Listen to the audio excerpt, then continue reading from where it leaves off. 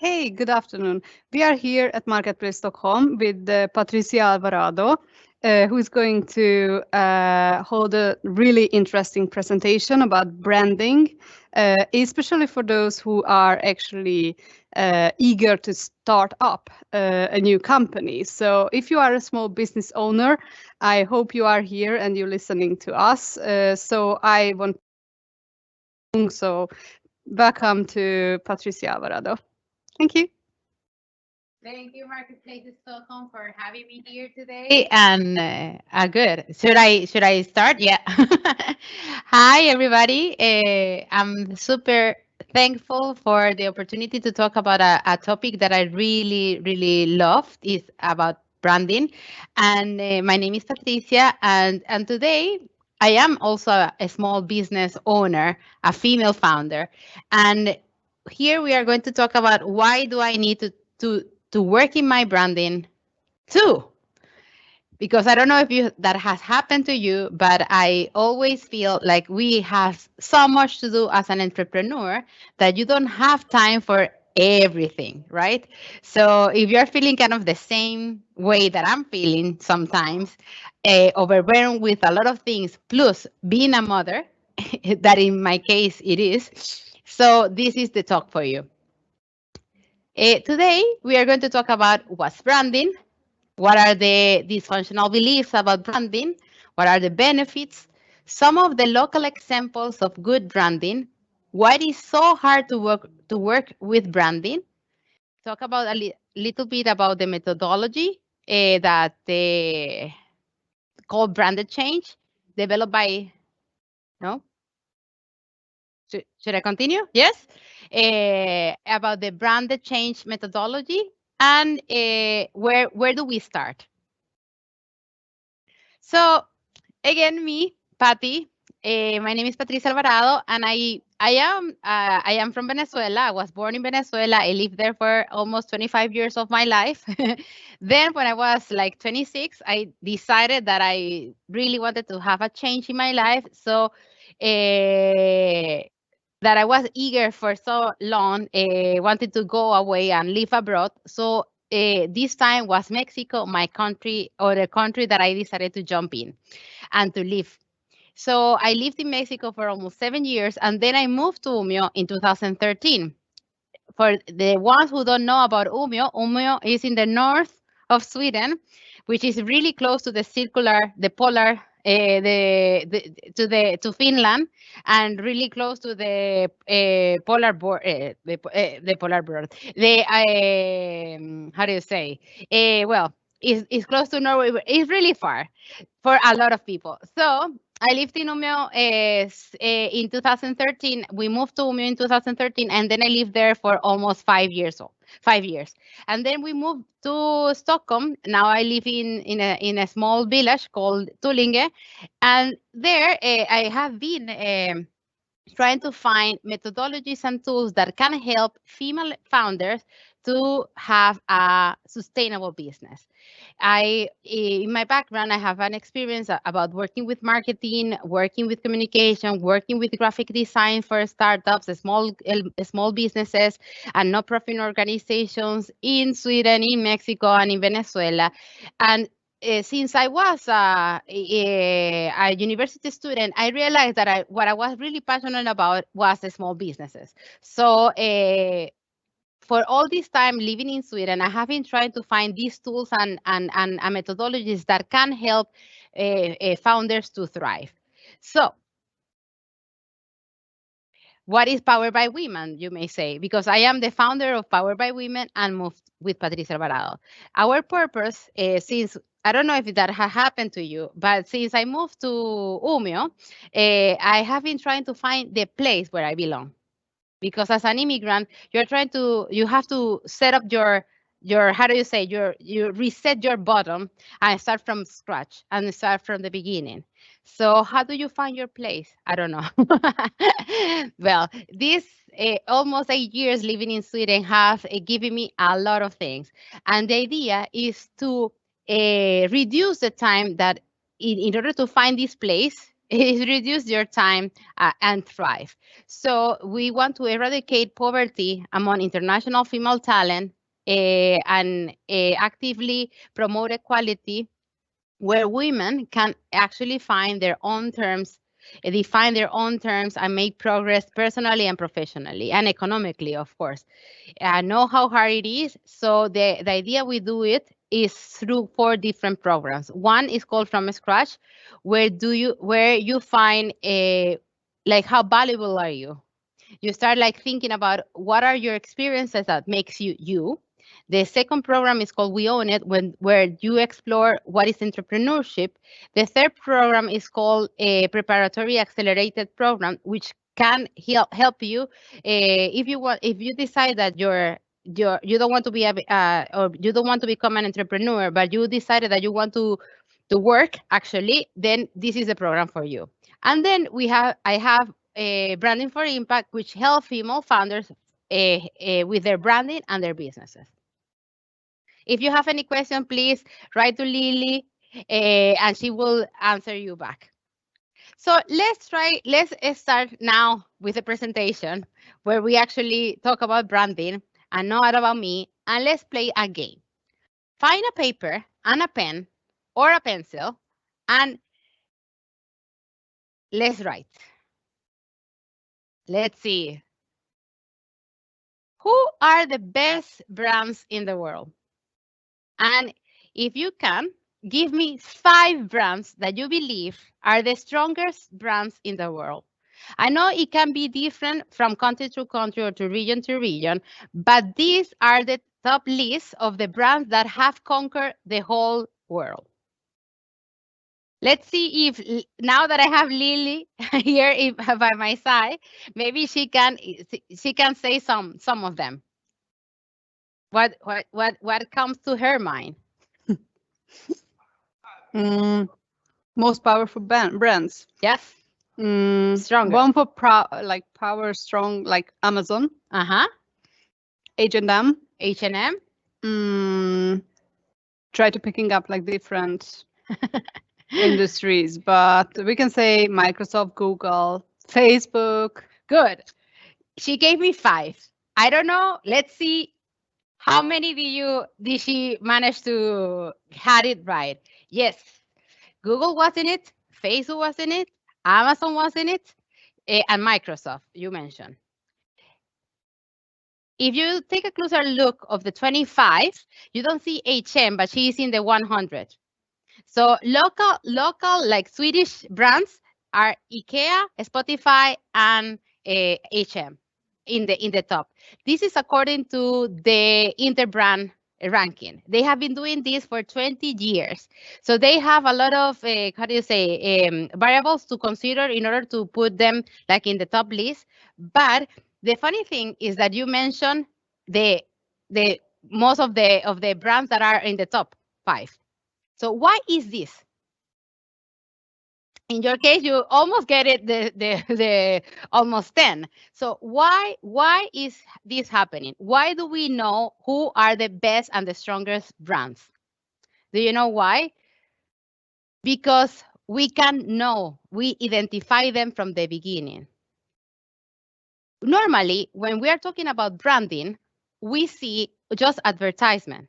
We see a logo, we see the business cards, right? We see images, we see fonts, we see colors, but we don't see is what is inside the brand. And the brand has a lot of things to handle. First of all, who we are. In there, you have your mission, your vision, and your values. What do you do? And this is talk about products and services, what you offer to the world. How do you do it? Then it's about culture, right? It's about your environment. It's about technology. It's about customer experience. And then how do you communicate it? It's about taglines, messages, content around the social media, and so on. And marketing, of course, and positioning. So brand is all of this. There are a lot of terminologies and definitions about what is branding, but in our case, and for this moment in time, we are going to talk about the mental frame. It's a mental game, or what they can say, a mental art, Because people, you, me, no matter who, we tend to frame things. We need to label things because it's easier for us to put that into categories and to also make decisions. So what we are trying to say is that branding is that frame, is that mental frame that define a company and yourself. Why is that important? Because we need to establish the limits in order to make it easier for us and for other people to choose who to choose us. That's simple as that. We are all branders in some kind of sense. We are all marketers from the beginning, from since we are like little kids. And this is why we need to and just in an example, just by your name, when you're called Patricia or you're called Lila, is because that give you some personality, some values, and give you some kind of identity. So these frames are really important for businesses, for people, for normal people to in order to differentiate everybody else. And this is super important for you and for your audiences. I hope that is so. That's one of the reasons we cannot be everything for everyone. Sometimes, I don't know if that has happened to you, Lila, you have encountered a lot of women entrepreneurs, women founders, or businesses that cannot frame themselves. And they start saying, no, well, I do carpets. What kind of carpets do you do? So you start asking questions. So in order for you to start thinking, how can you help them better? And this is the same process that happens to you, is the same process that happens with audiences. But imagine that if you're saying, I sell hamburgers. What kind of hamburgers? Then your audiences start thinking, what kind of hamburgers do he sells or does she sells? Because it's really difficult for people not frame them. So what makes these brands the best? If we are talking about Google, I know that these are the worst, maybe the worst examples because they have a lot of power, they have a lot of money, and they have spent a lot of marketing. But if you think about them, actually, what you can see is that first of all, they can be different. You just hear the word Google or Facebook, and you immediately know what they do.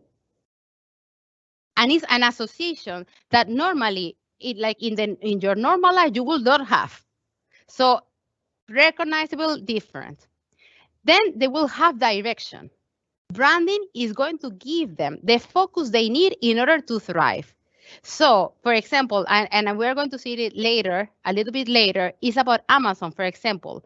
I had an interview about Amazon and what they were seeing back then in 1990, like maybe 12, 13 years ago, about internet. So this gives you a purpose. So branding gives you that purpose. They are relevant to the audience and to the world. The funny thing is that right now you think, okay, Facebook, what is the relevance here? Like, what is their social purpose? Because right now it's all about social entrepreneurs and what they are doing to the community. But if you see as a business, Facebook right now, I mean, is big, is giving employment in every part of the world. So you see Facebook offices not only in Mexico, in Sweden, every part in the world. So who is maintaining these offices? We, of course.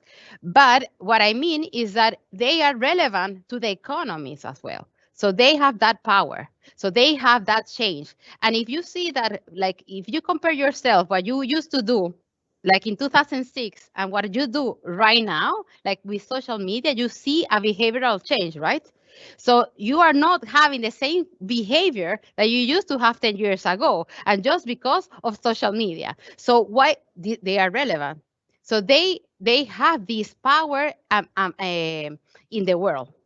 Then of course they you can trust them or not, depends on like your point of view, but normally you will trust them, and they have become like a power of authority for yourself. So you believe what they are saying.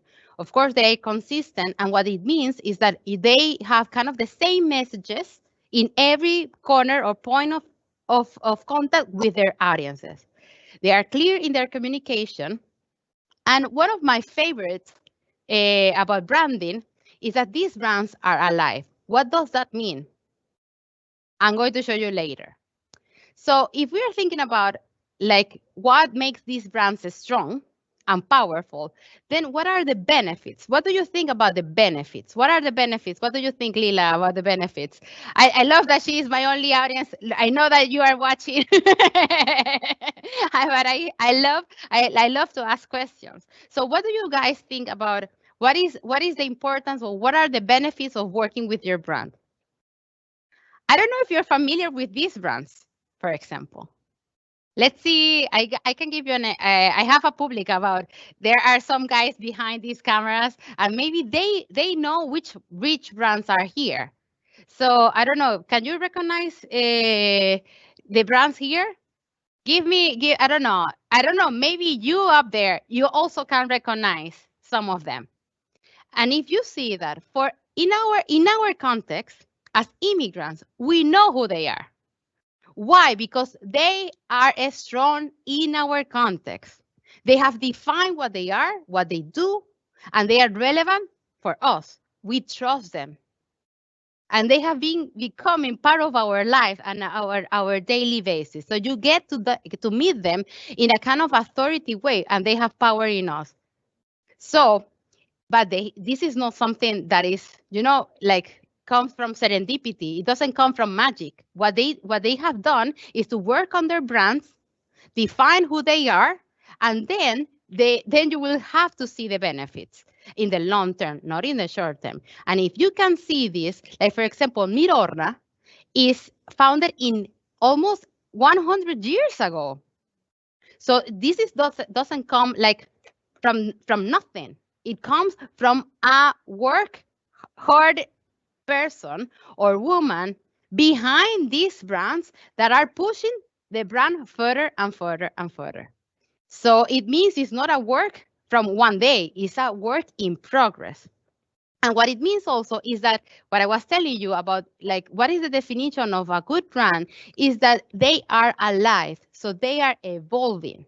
They are evolving through their businesses. The benefits, and one of the among a lot of benefits, and this is not something that I'm telling you guys, this is something already like set in the stones, research about what are the benefits of branding, is that first of all, if you see these people around here, they work with social, as a social business, most of them. So they need to advertise or promote themselves in very different audiences, and this makes them strong because they are going to first of all generate more profit to themselves. They are going to attract bigger financial investments. And if you see, for example, Nia Kompis Biro or Irkes Doren, they were in the beginning just initiative and causes, small causes. And what they have done to attract people is to work in these messages. And then now they are owned by another foundation, a bigger foundation, which is called Axel Foundation. Then, for example, if you see Karma started with 3 students in the university. And when they saw that they needed to solve the problem, the planet problem, is about food waste. So what they have been doing is investing in pitching, looking for investors, and of course building the trust that this was a problem. So of course they have gone a lot of rounds right now for investing money, but also they have grown. So now they are not just in Sweden, they're in the whole Scandinavia, they are having offices in UK, and they are having offices in France. But in order to do that, people have to believe them. And this means that investors need to believe them. So one of the benefits is generating bigger trust, bigger interactions, of course, repeating business, create recognition that help us stand up from the crowd. And also, like at the end, if you're growing, that means you are going to need to have more partners and more people. So what are kind of the people that you want to bring into your company as a owner? Then these are the key points because they are going to be associating your brand. So they need to be attracted somehow. You need to grab their attention. So these are the kind of some of the benefits that you can find just working with your brand. But the big question always for me, and I have been thinking and thinking about I mean, we have been talking about this presentation for almost 1 year. Why is so hard to work in branding or in your brand? What do you feel? Why is so hard for people to work in branding? Yeah. Yeah, because it's really hard to define what is a good brand, and it's like it's a whole progress of testing and failing. It's nothing that comes just like I'm ready. So, if you can recap in one word, what would you say is the most of the major obstacle? If you can define it in one term. One term, not like one word. No, or one word, yeah.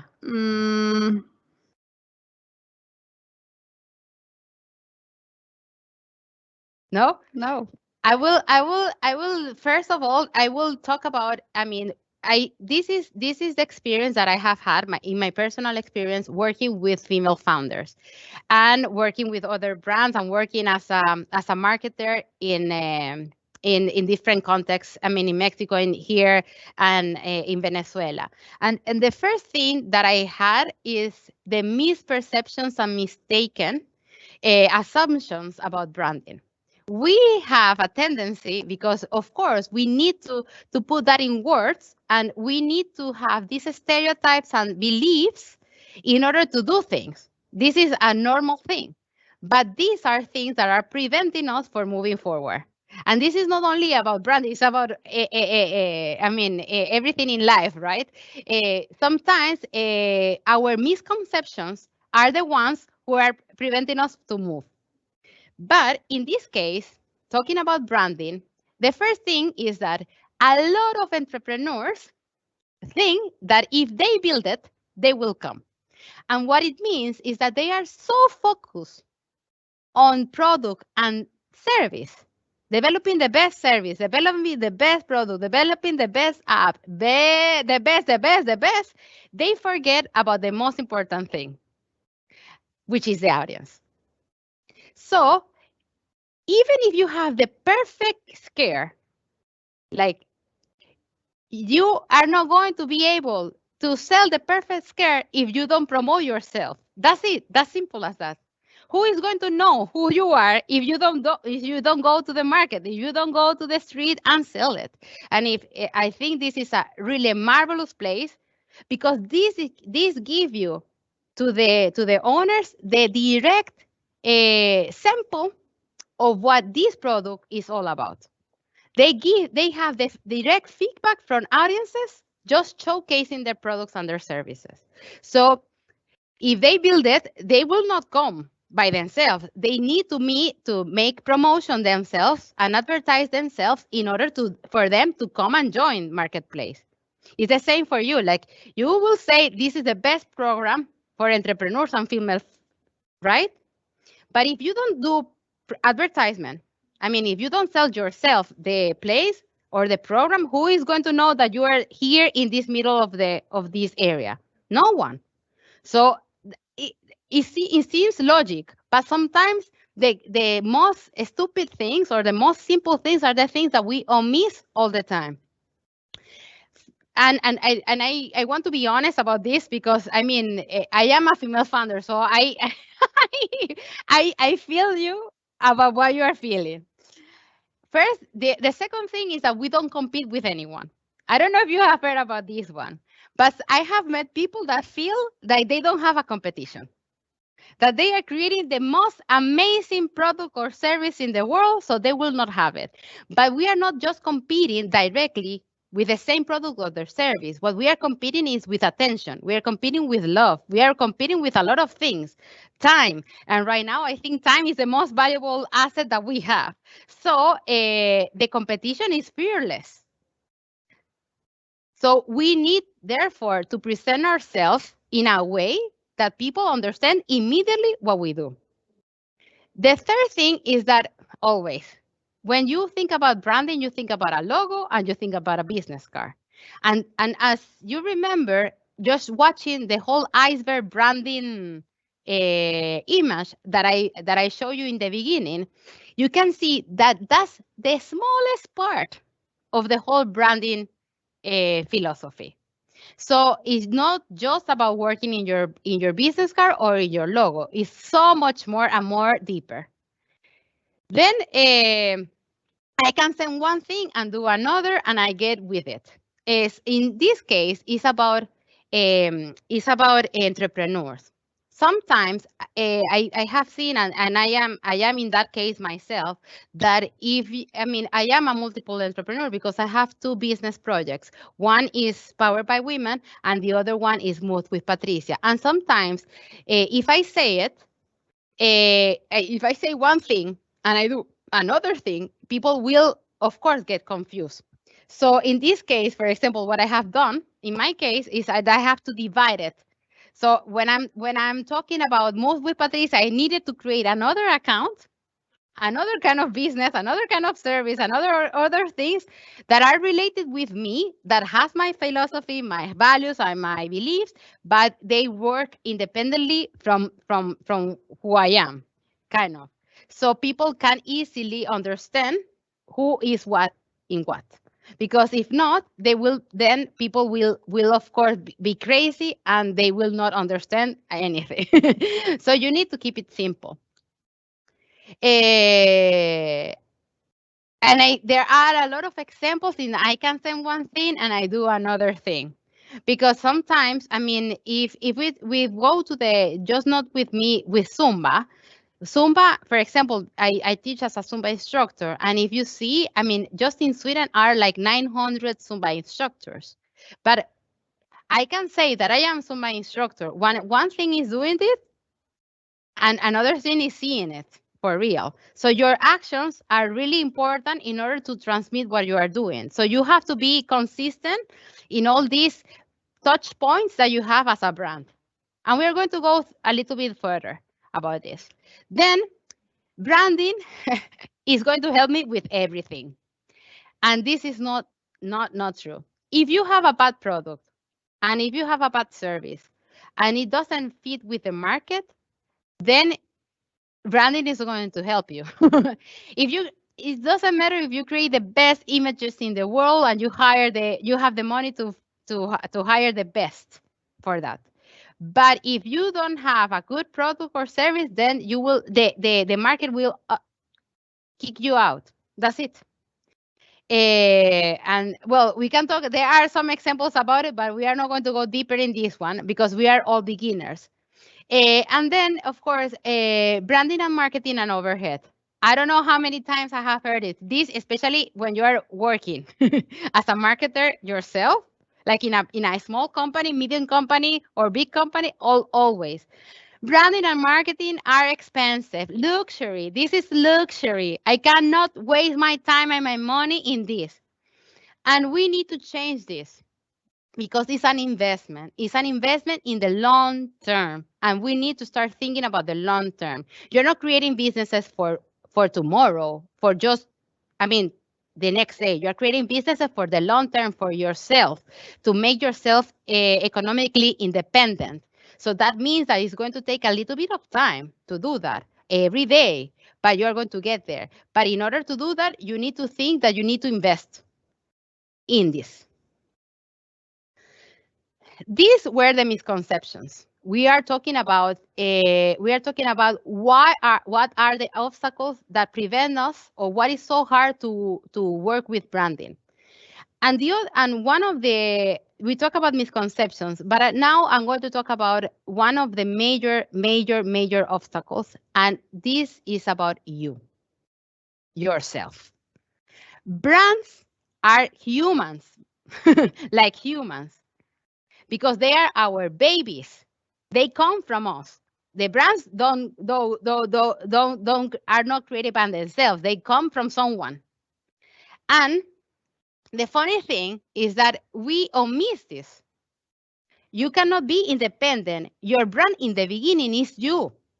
So you have to work in yourself first in order to work in general or in your brand, because it's a connection. And I'm going to go a little bit deeper on this one later. But then the other major obstacle that we have is audience. And in this, it's a pity that we cannot see the interview fully, totally.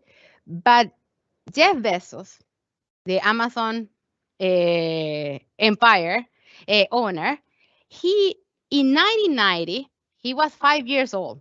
5 years old. And in 1990, there was a big crash of dot-coms in that area, in that moment. Everybody has a crisis. And in this interview, he is asked what makes him him, why he believes it's important, because he was gaining a lot of millions and the economy was crashing anyhow. So, but he says something that is really important. The audience is key. From point null or point zero to seed. This means that you cannot omit your audience in any point. The customer experience is super, super important. And this means you have to fall in love with your audience, like in an obsessive way. And last but not least, is that is connected to your business journey. Sometimes as an owner, we believe that branding is something separate, and this is not true. It's come hand in hand. The moment we are establishing the business, the moment we are working in our branding. Because believe it or not, like when you're pitching, like I'm pitching you today, when we're pitching to do a presentation like today, or where we are pitching for attracting in more investment, or you're pitching to your husband to help you with money, you are there branding yourself. So it's connected from your day one as an owner, when you decided to be an entrepreneur, until the end you decided to kill it. So you need to find the time to work on this one. And it's a relationship that you have from year 0 to the year 5, because it's going to take long time to build it. I mean, if you see 100 years, it seems like it's like nothing now. But the technology and everything has made it shorter for ourselves to market ourselves. It make it easier now, I think. So we need to take advantage of this. So you need to keep track of that. And last but not least, I will say that not having a methodology is also something that kills us. Because, I mean, let's be honest. I mean, we have a lot of things in our plate to handle. And me, for example, in my case, I'm a mother, a wife. I have a lot of many roles in my life, and I need something really simple to make me work. So you need to find yourself methodologies, tools that can help you with your branding. In my case, when I was working in in 2017, I was working with a company that sells accounting services and administration services for small companies. And as a marketer, and just because they were a small company, I was trying to find myself methodologies and tools that could help me with my case. In this case, because I was hired as the sales executive and I was the marketer person. So I was like, okay, I cannot use everything. I have to use tools that are simple for small companies. So I found this book called Branded Change, which was developed by this amazing woman who is living in Africa. She comes from Netherlands, and she said, I want to have branding. I want to open branding for everyone, because I believe branding is something just some people or some companies or some organizations have. So I want to open this knowledge to everybody so everybody can thrive.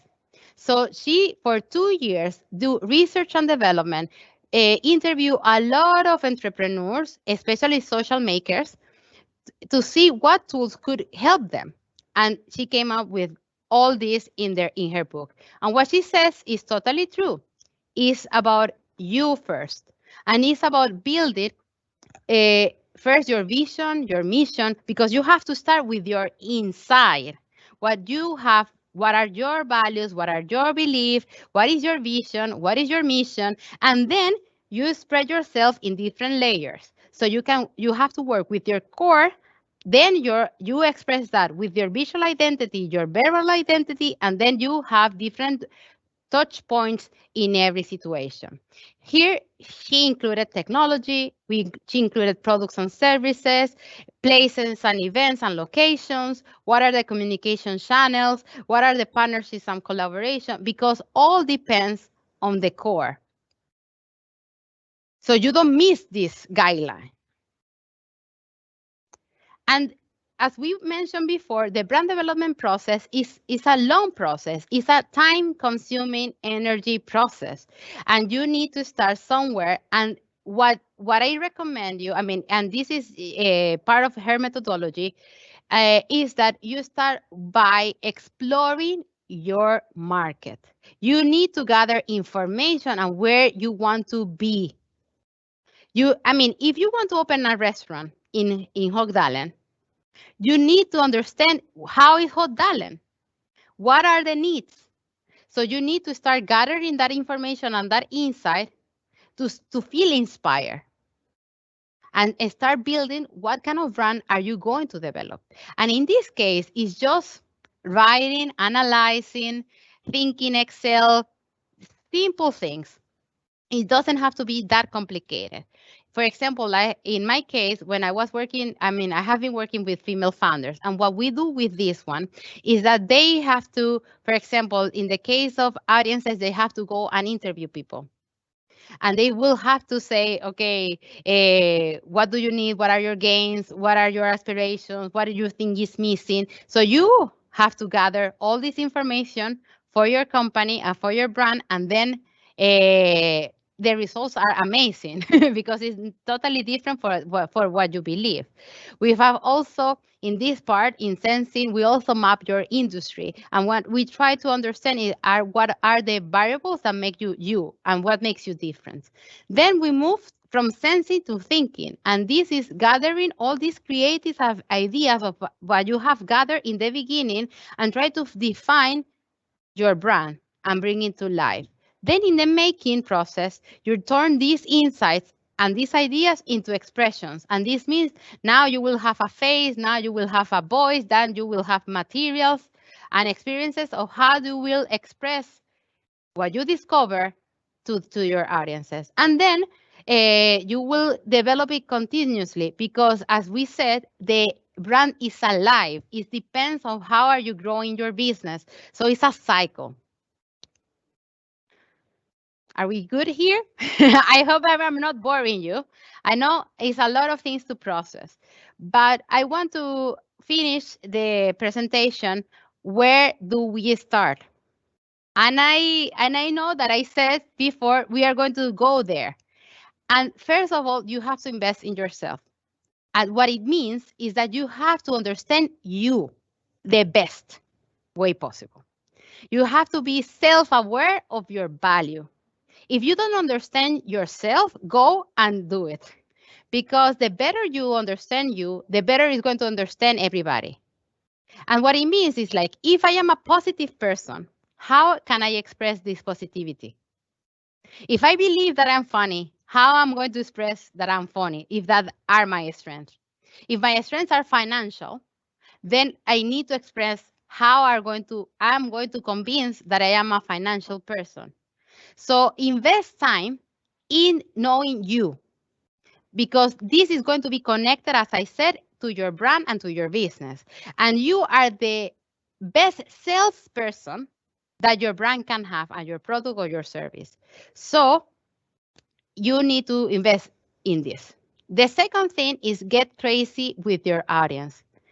I know I talked about this one before, but you have to fall in love with the audience that you want to reach.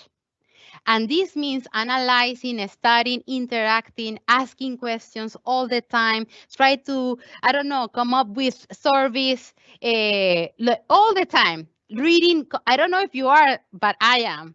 I always read my comments in social media. What are they saying? Like if I go in Facebook groups, I read what are they talking about. If my audience is in Facebook, actually, but you need to understand what are the pain points. What are they crazy about? Why they will need you? Then the third one is going through resources. You will have to make a list and use them. List all the resources that you have available in your hand in order to succeed with your brand.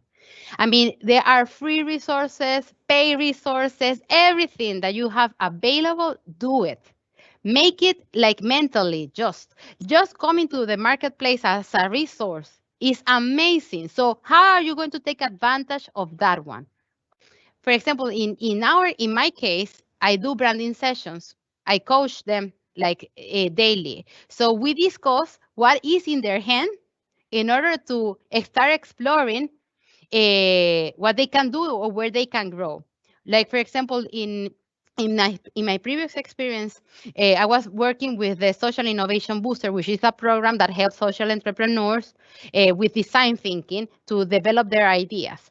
So we were analyzing which audiences were key to her in that sense.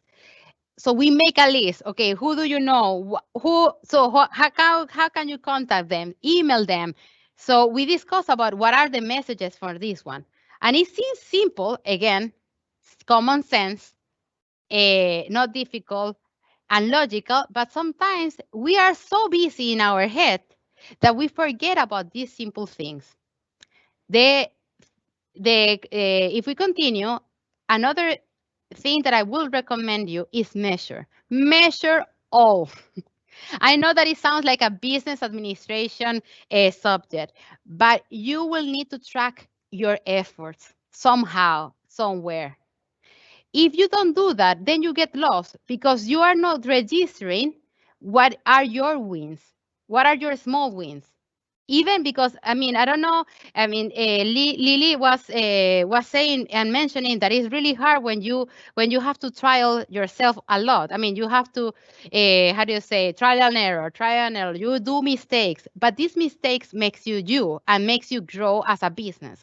So track that small efforts that you do in order to see if you win or not. But you have to establish yourself what are your wins. And last but not least, branding is an ongoing process. So you will have, as the same way you work in your financial, your accounting, your bills, yourself, you will have to work in your branding. So establish a daily plan. How are you going to work with your brand? You need to create a space for it. So today we checked. I don't know if you have questions. I hope you have. But today we check what was branding, what are the dysfunctional beliefs about branding, what are the benefits about branding. We didn't go deeper into local examples of good branding. I mean, of course, they are not going to be super perfect. The ones that I mentioned were the ones related to immigrants in Sweden. Why it's so hard to work with branding? What is the brand methodology? And I could go deeper in this one if you want me another time, so we can talk about more about this one. We can go through a whole process, and we can do a workshop together. All the ones who want to come and join, this is something that we can plan for the next semester, so we can use the methodology ourselves here in the marketplace. And where do we start? I don't know if you have questions, and I'm super happy to answer.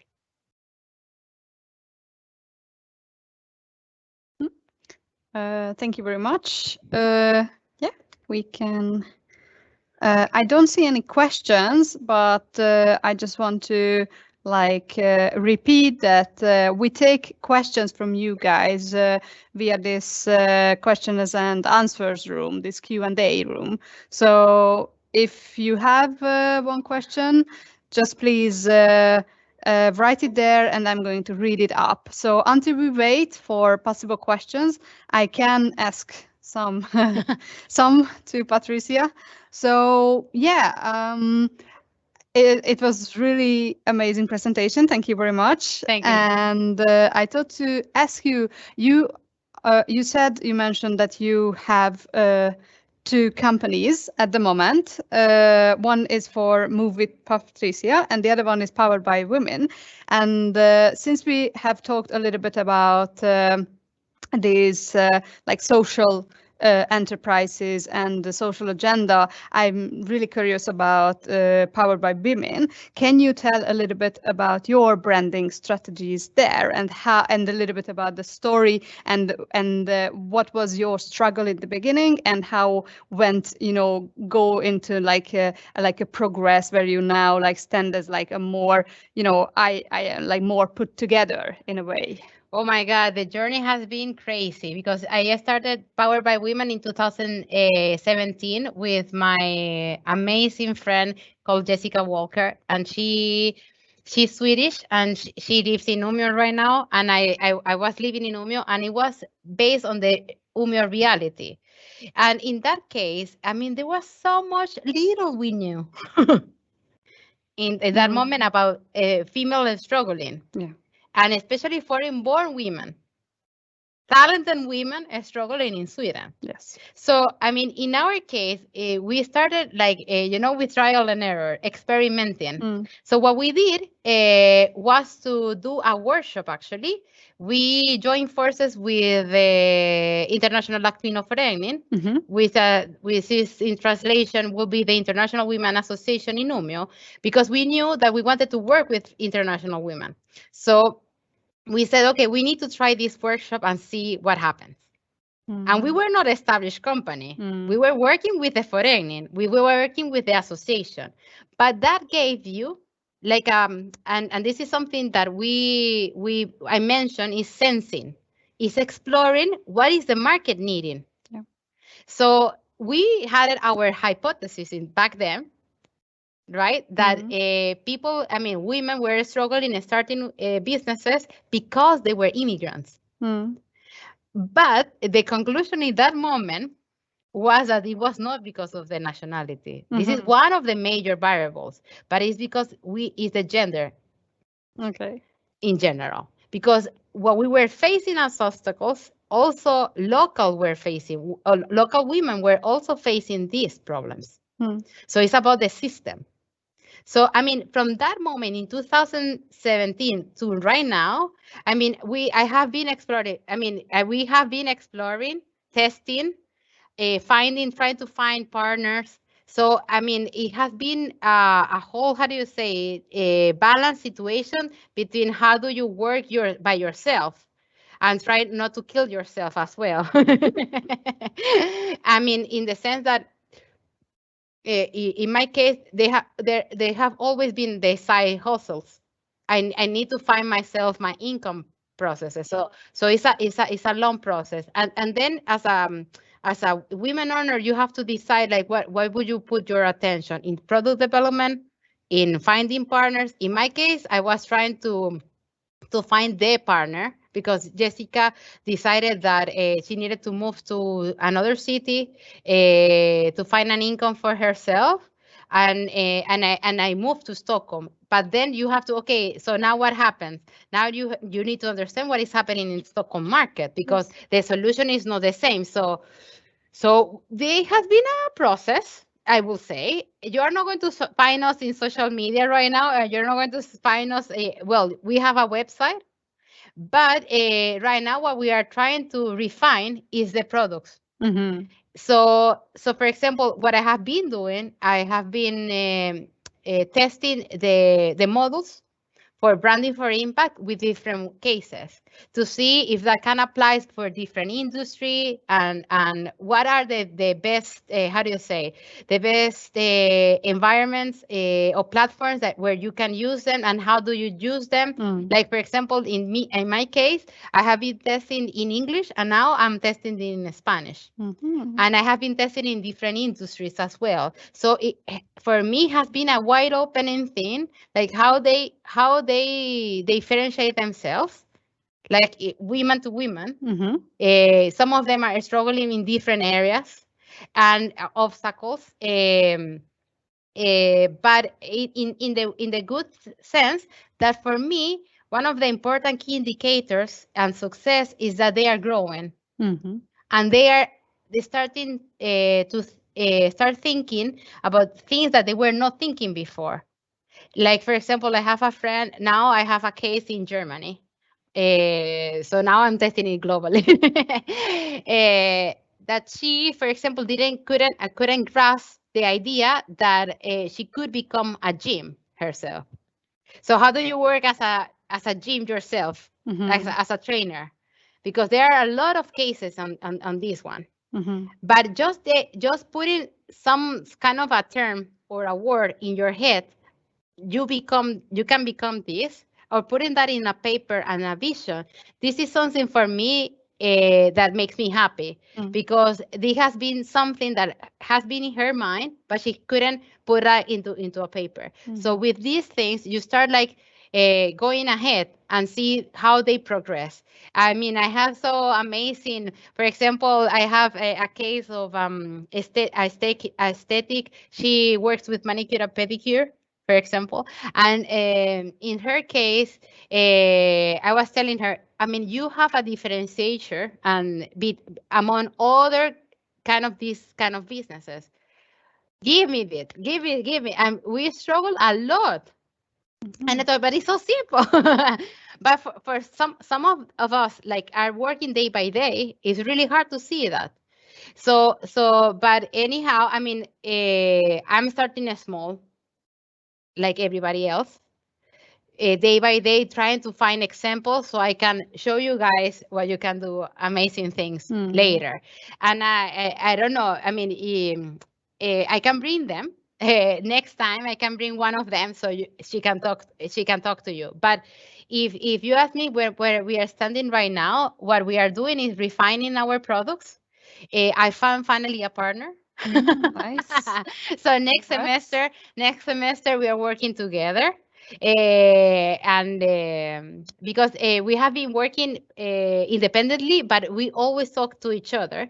And right now we decided that it was time to do it together.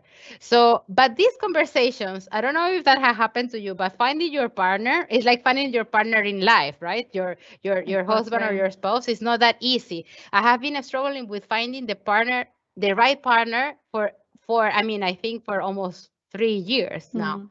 So, and you have to do all your by yourself. So these are processes, are key or indicators, like, yeah, we're going somewhere. Nice. Perfect. Yeah, we didn't really have like a specific question to the content, but we got like a more general, like, hi, will you share the presentation on email? We got actually a better idea here. We have we are going to put up the whole presentation to YouTube, to our channel. So I am going to send you all the link, and you can check it back like a bit later on this week or latest next week. And we get also a comment. I missed the first 5 minutes. Thank you very much for the presentation. Kind regards from Marie Hector. Maybe you know her, or let me see, Marie. Nice. So yeah, I think we are good now. We don't really get any new questions or comments. So thank you very much for your attention, and thank you very much for Patricia. Lila, thank you so much. And come and visit Marketstockholm, Marketplace Stockholm. It's a great place, and I hope to see you in the fall. Yeah. So absolutely, as Patricia mentioned, we are going to move forward from this first presentation, and we are going to find other ways as well to engage with you guys. So now we are like just like everyone, like fully digital and like absolutely like COVID adjusted, but hopefully we can have like other like seminars, workshops, and like other meeting while we are also trying to have this sort of online format as well. So I hope that we can keep in touch, and yeah, let us know if you have any questions, or if you have any questions to Patricia, so I will let her know. Thank you again. Bye, guys. Bye.